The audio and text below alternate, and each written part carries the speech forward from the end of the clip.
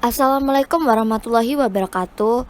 Kami dari kelompok 2 Ikhtiologi I01 pada kali ini berkesempatan untuk menjelaskan mengenai sistem otot yang bekerja pada ikan. Berikut merupakan anggota dari kelompok 2. Lalu ada pula materi yang kita bahas, yaitu definisi otot secara umum, fungsi otot secara umum, dan juga klasifikasi otot yang ada pada ikan.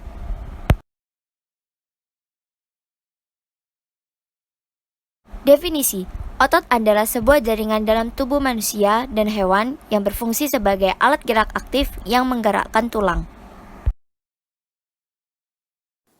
Berikutnya ada fungsi. Fungsi utama sistem otot merupakan variasi dari berbagai gerakan yang ada di organ tubuh.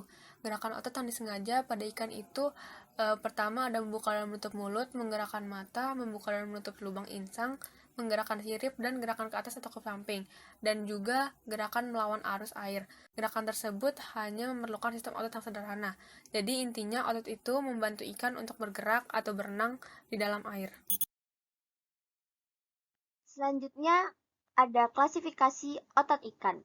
Klasifikasi ini dibagi menjadi 3, yaitu berdasarkan jenis, fungsi, dan juga berdasarkan letak.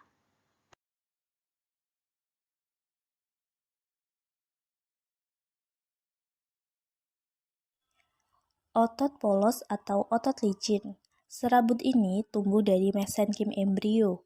Secara primer berasal dari mesoderm dengan disertai sel-sel jaringan ikat, kemudian berkembang menjadi otot polos. Serabut otot polos pada umumnya tersusun dalam ikatan, tetapi banyak pula yang tersebar. Sebagai contohnya yaitu pada dinding saluran pencernaan, pada saluran peredaran darah, pada mata, dan pada saluran ekskresi dan reproduksi.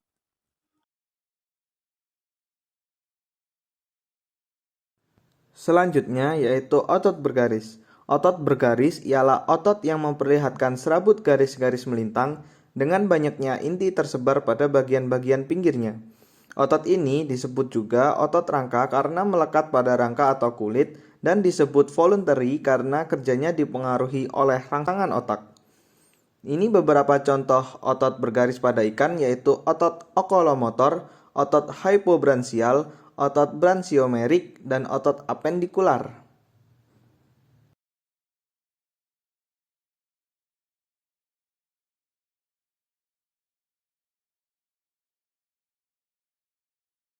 Selanjutnya ada otot jantung pada ikan yang disebut juga myocardium. Ini berwarna merah tua dan dilapisi oleh selaput bagian luar dan dalam.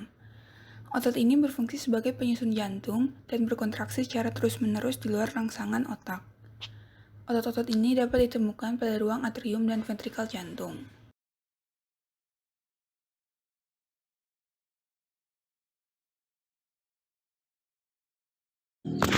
Voluntary yaitu otot yang kerjanya dipengaruhi oleh rangsangan otak atau yang disebut juga dengan otot bergaris. Bagian-bagian besar otot bergaris yaitu yang pertama otot okulomotor, terdapat pada mata dengan jumlah 3 pasang. Yang kedua otot hipobranchial yang terdapat pada dasar paring, rahang, hyoid, dan lengkung insang yang berfungsi sebagai pengembang. Yang ketiga otot branchiomerik terdapat pada muka, rahang, dan lengkung insang yang berfungsi sebagai pengkerut.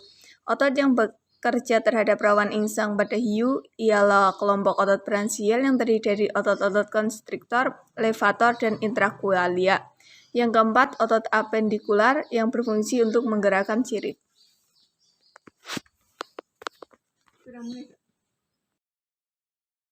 Selanjutnya, involuntary. Otot yang bekerja tidak di bawah rangsangan otak. Sifat ini dimiliki pada otot jantung atau cardiac muscle dan otot licin atau yang kerap disebut dengan otot polos. Otot jantung berkontraksi kuat dan terus-menerus bekerja hingga individu mati. Sifatnya involuntary karena bekerja di luar rangsangan otak. Otot ini disebut sebagai myocardium dan berwarna merah tua. Selanjutnya, otot licin atau otot polos.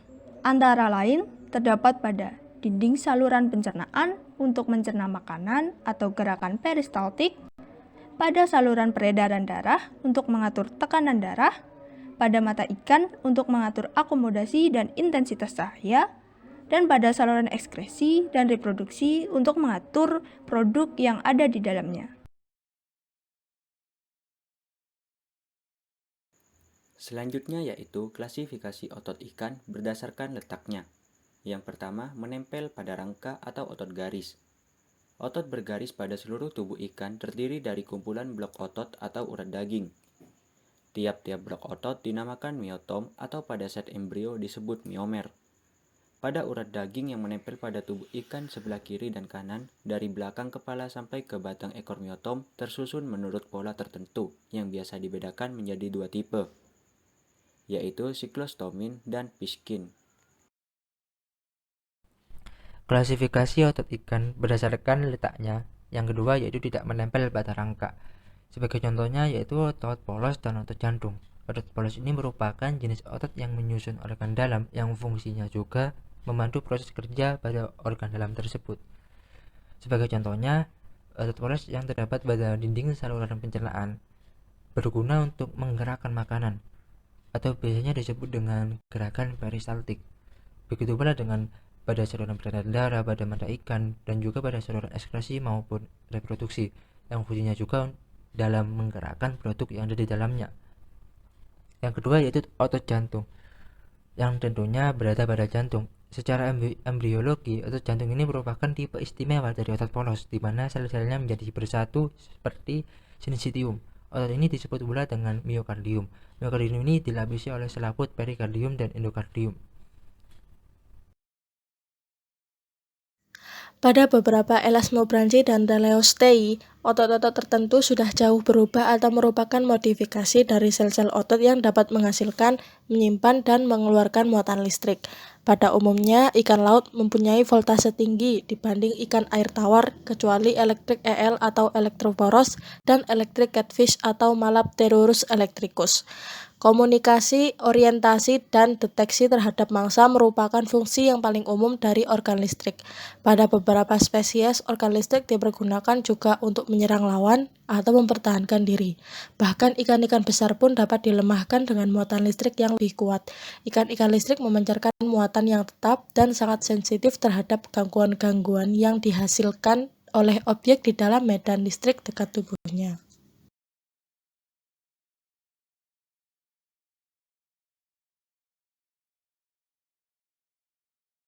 Sekian penjelasan dari kelompok 2.